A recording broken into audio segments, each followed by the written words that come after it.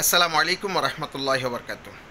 প্রিয় বন্ধুরা, বাংলাদেশের যে পরিস্থিতি, বন্যা কবলিত আমাদের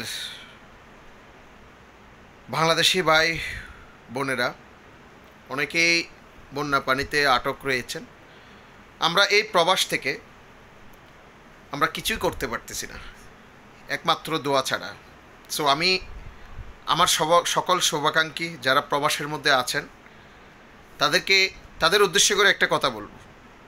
প্লিজ, আমরা যেহেতু এখান থেকে কিচ্ছু করতে পারতেছি না, আমরা অন্তত মসজিদে গিয়ে নামাজ পড়ে তাদের জন্য দুই হাত তুলে একটু দোয়া করতে পারি। প্লিজ, যারা এখনও পর্যন্ত মসজিদের আশেপাশে ঘোরাফেরা করতেছেন, মসজিদের সামনে দোকান আছে কিন্তু আপনি মসজিদে যাচ্ছেন না, মাথায় টুপি রেখে লাভ নাই, আসেন নামাজ পড়েন। নামাজ পড়ে আমাদের বাংলাদেশের মানুষের জন্য দোয়া করেন। শুধু মাথায় টুপি লাগালে হবে না, নামাজ পড়তে হবে। নামাজ পড়ে মানুষের জন্য দোয়া করতে হবে।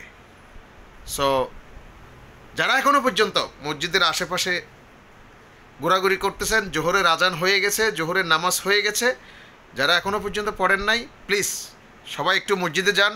মসজিদে গিয়ে আল্লাহর কাছে দুই হাত তুলে একটু চোখের পানি ফেলান। আল্লাহ হয়তো আমাদেরকে নিরাশ করবে না, আমাদের প্রবাসী পরিবারদেরকে নিরাশ করবে না। আমাদের পরিবারও আছে সেখানে, যেখানে বন্যায় আজকে অনেক হাজার লাখ লাখ মানুষ পানিবন্দী হয়ে আছে, সেখানে কিন্তু আমাদের পরিবারও আছে, আমাদের প্রবাসী ভাইদের পরিবার আছে, আপনাদের পরিবার আছে। সকলেই মসজিদে যান, একটু হাত তুলে আল্লাহর কাছে একটু দোয়া করেন। ওকে, আল্লাহ হাফেজ।